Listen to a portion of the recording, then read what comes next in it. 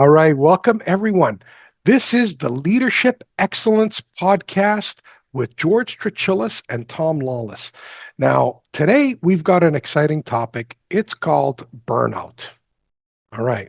Our talk is about 5 powerful ways to beat burnout with the Harada Method. Now, most of you haven't heard of the Harada Method, but obviously you're going to learn about it as we go through our podcast because we love it. Now, you see the headlines today about, constantly leaders are stretched thin, people are exhausted, teams are disengaged.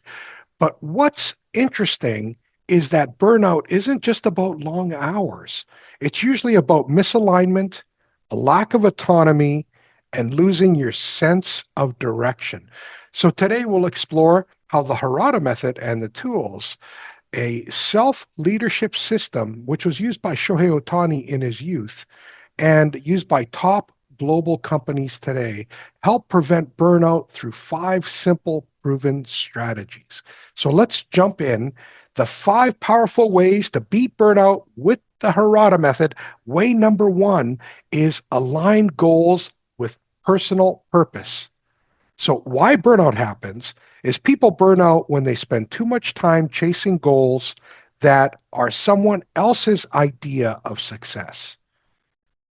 So, Tom, the first one is huge. The Harada method teaches that burnout often gives or often begins with people who work on goals they don't choose or goals that simply don't matter to them. If your work doesn't connect with your personal purpose, every task feels heavier than it should. But when your goals align with purpose, motivation shifts from external to internal. You're not being pushed, you're being pulled forward by your own goal. And internal motivation is emotionally energizing and not draining. This past week, I finished watching the documentary on Ozzy Osbourne before he passed away. Yeah. Yeah, and Ozzy Osbourne was in a really bad state because of a operation he was going through. He botched up operation for 7 years later. He was just like in bed, feeling a lot of pain, and then he goes and he does some music. And Sharon says after he finishes creating a song or doing a concert, he's energized from not being able to walk when he gets there. He does his concert and he's walking off stage. That kind of energy is what I'm talking about. Wow. So, yeah, Didn't he do a concert like 2 weeks before he passed away? I think it Something like that? was. Or, It was like yeah, a something like week or that. something. Yeah. Yeah. It's It was like crazy. the last farewell, and it was his last farewell. Yeah. Yeah. It's hard to believe, isn't it? So that energy, that's the energy, man. And we should all get it. And Sharon was surprised. I can't believe it. He's in all this pain, yet he's doing this work, and and all of a sudden, his passion comes out. He's he's healthier. He's so this is it. Yeah. This is what we're doing. Absolutely. George, I've coached a lot of senior leaders who were exhausted, not because of their job, not because it was too big or anything, but because the job was going in a direction that wasn't theirs, right? It was when someone reconnects with the meaningful purpose, it's like plugging in power to the source, right? It aligns, it's an alignment that brings clarity, direction, and resilience. And suddenly work does feel lighter. And I do believe that when you do something like the Harada method and you have clear goals down to the daily tasks on how you're going to achieve them, I think that it keeps you focused, right? Instead of going all out. We're in such a busy environment today. We make it busy. I really I look at some people and I'm envious because like they're so disciplined on they won't look at emails throughout the day. They Mhm. have one or two times a day that they look at emails. They're not interrupted. Their day isn't chaotic, and they live a pretty good life because of that. I agree, Tom. The work will feel lighter. So number two out of the five powerful ways to beat burnout with the Harada method is build self-reliance and reduce pressure. So you building self-reliance will reduce the pressure. So people burn out when they feel controlled, micromanaged, unable to shape their own work or their own future. One of the hidden things, Tom, is feeling powerless. Would you agree? I agree. Uh, when people don't control their workflow, they fall into what I call a forced effort, and the forced effort is exhausting. The RADA method builds self-reliance, gives individuals the structure and the confidence to make independent decisions, and autonomy is one of the strongest known protectors against burnout. Yeah, well said. When people start managing themselves rather than being managed, everything changes. So I had a saying, which is you control the company or the company controls you. This is Yeah, exactly the same thing. Stress will go down when you start controlling the company. You start controlling your surroundings. Creativity goes up and leaders stop firefighting because their teams become self-directed. All right, now very good. we're on number three out of the five powerful ways. Three is strengthen your four aspects of life. And I have to tell you, I'm still struggling at this. Balance is not for me, it seems. Okay, so Yeah, why burnout happens? Burnout builds silently when one life dimension collapses. This is what Harada says. You have spirit, you have skill, you have your physical health, or your daily life.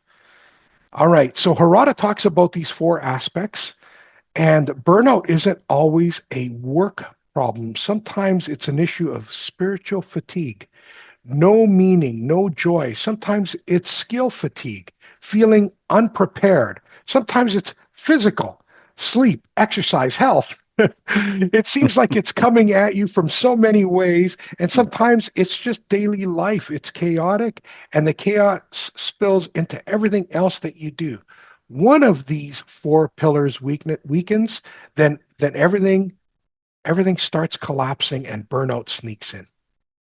yeah, I agree. And most leaders try to push through it, which only accelerates the collapse.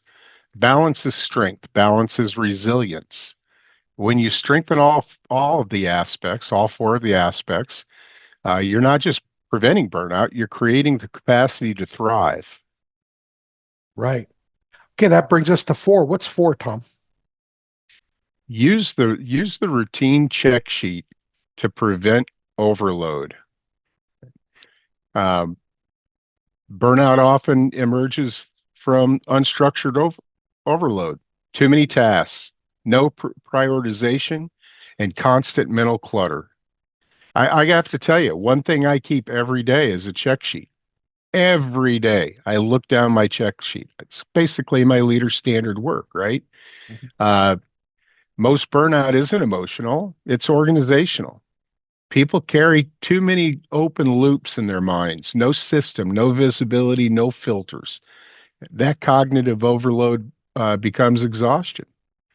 The Harada routine check sheet brings routine into your life. It helps people to decide what really matters, and it eliminates unnecessary tasks. Right on. So exactly right. So when you think of this, it's a routine check sheet. You're supposed to do it every day, but there's also something else, which is called like things that must happen.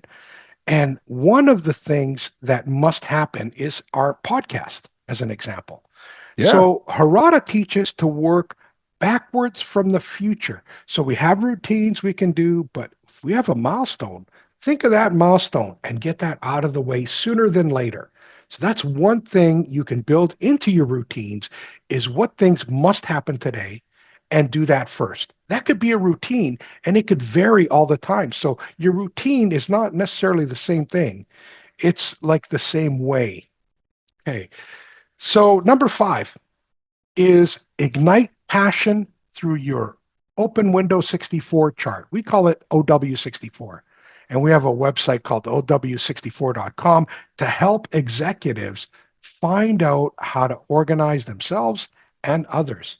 So burnout happens because people feel stuck, stagnant, or unable to see progress toward a meaningful future. So I would add in here, they're also not celebrated. They're not getting that energy called I have a win. You Yeah. need that. You need that.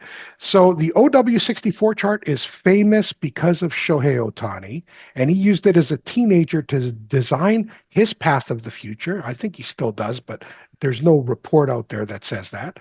And this is why it prevents burnout. It connects you with your passion in life.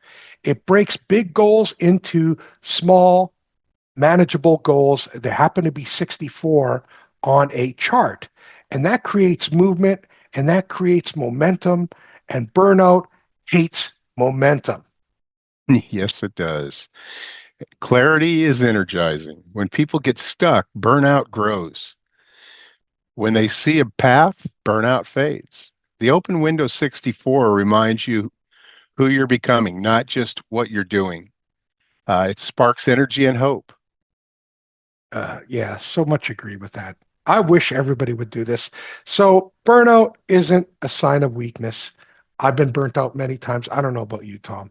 Oh, It's it, definitely. it's a sign that the system around you needs redesigning. And of course, there's methods to do that. Tom, what do you think? I, I absolutely agree. And it's practical, it's simple, and it's human. Hey, if you want performance without exhaustion, these these five strategies are a great place to start. Yeah, agreed. All right. So people don't know where to start usually. So as a CEO, download an app. It's free. It's called Harada, or it's called OW64. I think I'm developing this new app for CEOs. So we called this an Ignite 17 challenge. Go ahead and do the challenge. It'll help you set your life goal and then start aligning yourself as you learn how to do it. You get all the tools and it's all free. All right. As far as burnout, apply even one of these and you'll feel the difference. Apply all five and you'll transform your ability to lead yourself and others. And until next time, this is Leadership Excellence Podcast with George Strachilis and Tom Lawless. Thank you, Tom. Thank you, George.